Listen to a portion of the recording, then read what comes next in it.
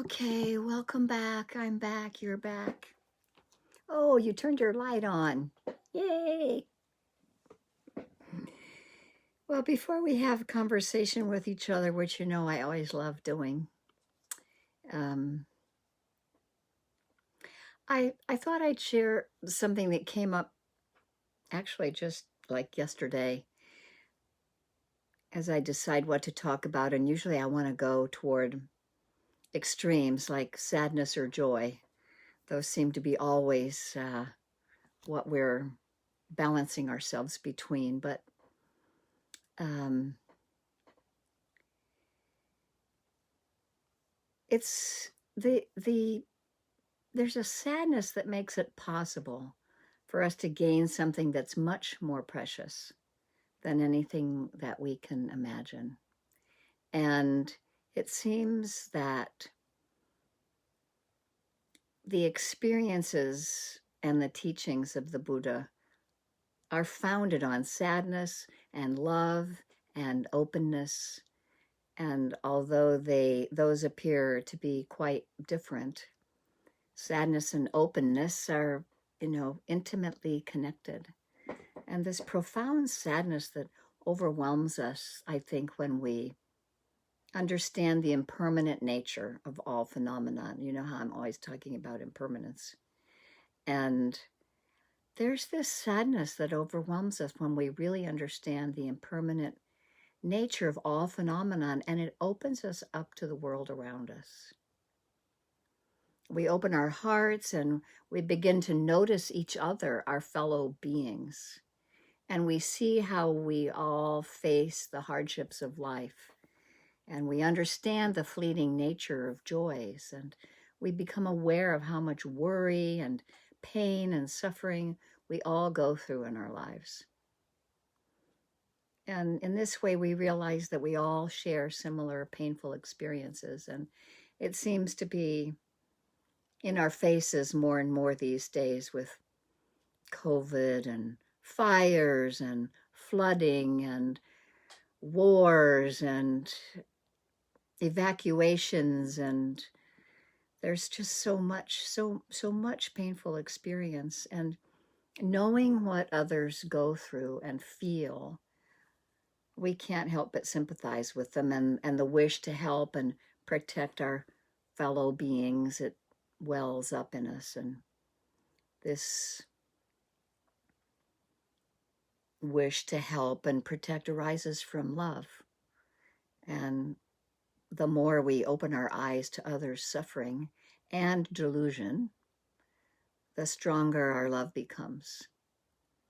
Love clears the mind of thick fog of desire and anger and ignorance, and it's like the sun that burns through the fog, dissolving it, until only this vast openness and clarity remains.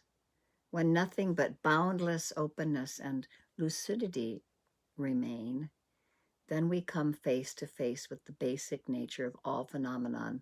Beyond concepts, we can see things arise and pass away, moment to moment to moment.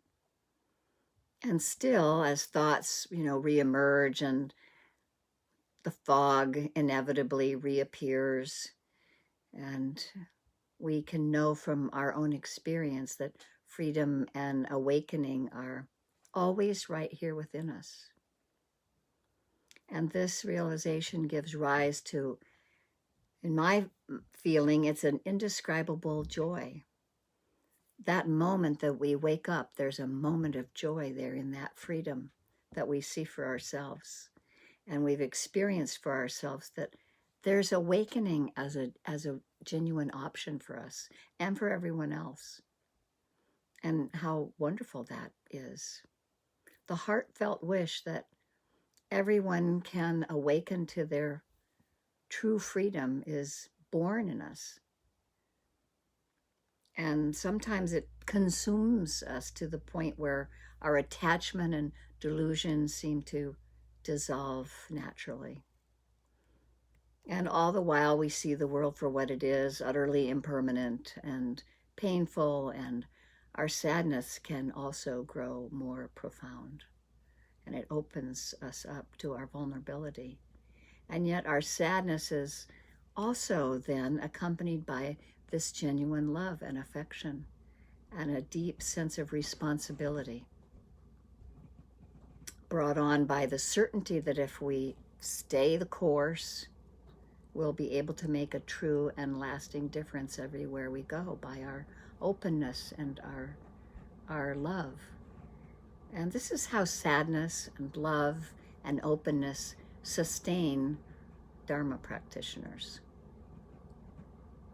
And I think of it as sort of the gift of sadness, that reflecting on impermanence it's not meant to make us miserable, but without the sorrow of knowing nothing will last, we don't get anywhere on our path. We have to really directly understand that everything arises and passes away. And sadness makes it possible for us to gain something that's much more precious than anything we could imagine. And that's why we contemplate impermanence. And if there weren't anything to gain, then it would be foolish to think about this stuff. But we would be making ourselves miserable for no reason. But there's a deep meaning to it all. And when it dawns on us what the world is actually like, and we're consequently struck by overwhelming sadness, the next step comes naturally. We can draw the logical conclusion that all things are impermanent, and we can begin to train ourselves in letting go. And so gradually we're able to let go of things that we used to chase after blindly, all the things that used to bind us and control us, and we develop that ability through a discernment that we normally don't possess. And instinctively we can begin to let go. We just notice attachments, certain attachments, they fall away on their own. And whether we like it or not, sooner or later we're sort of forced to let everything go. And so when we know this, it makes perfect sense to lessen our clinging now when we can notice it. And unless we take impermanence into account, we just continue holding on to things, which in the end brings us pain and deprives our lives of meaning. And on the other hand, we've really understood that nothing lasts and that everything is unreal and illusory. And then letting go is easy. And it happens by itself without effort. It falls away. And reflecting on the impermanent and illusory, non-personal nature of all things is a very powerful practice.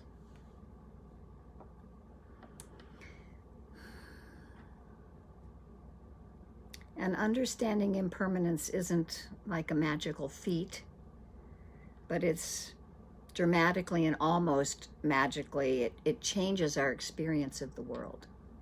And it makes us capable of actions that maybe used to be impossible. We can begin to look at our world and ourselves from a completely new perspective. And that profound shift in our outlook is actually at the heart of the Dharma practice. We can measure our spiritual progress in a way by how often we remember that all conditioned phenomena are impermanent, if we feel like we need to measure some things. And for the most accomplished practitioners, it happens quite spontaneously, and they've already let go. And so we just work at it one moment at a time, waking up. To begin to awaken, sometimes we see that the way I experience the world and those around me, the way I experience my emotions and myself, sometimes it just seems kind of wrong and painful, and all the stuff that I worry about, the things that I think I have to have, or the things I can't bear to lose, or the things I try to avoid, that I can notice that it keeps me trapped. And when I see things in this sometimes pretty confused way, it has nothing to do with how things actually are. And then I'm doing a lot to myself, causing my own suffering. And when I hold myself in that and I notice that, I sort of reaffirm my commitment to breaking free of this grasping and clinging. I don't know how many times I kind of say to myself, okay, I'm not going to hang on to this anymore. And from now on, I'm going to see things the way they really are. And, I won't be a slave to my own delusions anymore. And, it doesn't last long. I'm back in the thick of it. It happens regularly. I can think of endless examples. But, the daydreams, the fantasies, the worries, the fears, they're all trivial and sort of pointless. But I don't beat myself up about it. I just have a wish to be free that grows stronger. And the power of that wish transforms into a key that unlocks this vast treasury in Buddhism that's these various methods and instructions, and that's a whole toolbox full of various things to try. But the simplicity of realizing that everything is impermanent and not real, and we open up to the pain and suffering of others, and that's how love and compassion become heartfelt and genuine. No matter how many praises I sing about love and compassion, the qualities don't awaken and flourish unless I'm able to acknowledge impermanence. And so that's where this feeling of going from sadness to strength comes in. That there's so many other wonderful qualities within us just waiting to be discovered, and the key lies in understanding that things are impermanent and unreal. And sadness, of course, isn't an end into itself, but deep sorrow comes with realizing that everything we previously took to be lasting and real is actually just about to disappear. And it never even existed in the first place, if we can see clearly that we can't grasp onto it.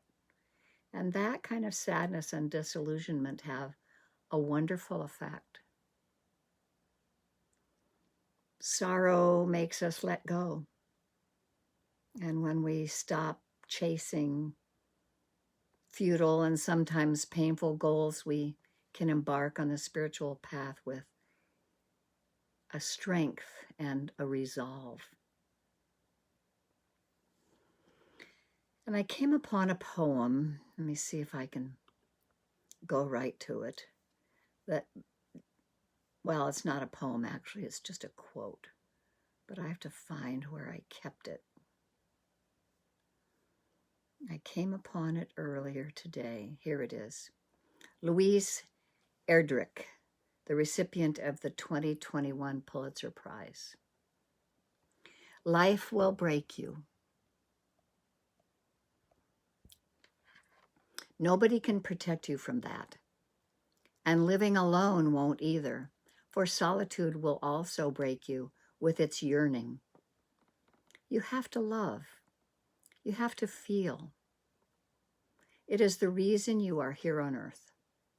You are here to risk your heart. You are here to be swallowed up. And when it happens that you are broken, or betrayed, or left, or hurt, or death brushes near, let yourself sit by an apple tree and listen to the apples falling all around you in heaps, wasting their sweetness. Tell yourself you tasted as many as you could. And when it happens that you are broken or betrayed or left or hurt or death brushes near, let yourself sit by an apple tree and listen to the apples falling all around you in heaps, wasting their sweetness. Tell yourself you tasted as many as you could.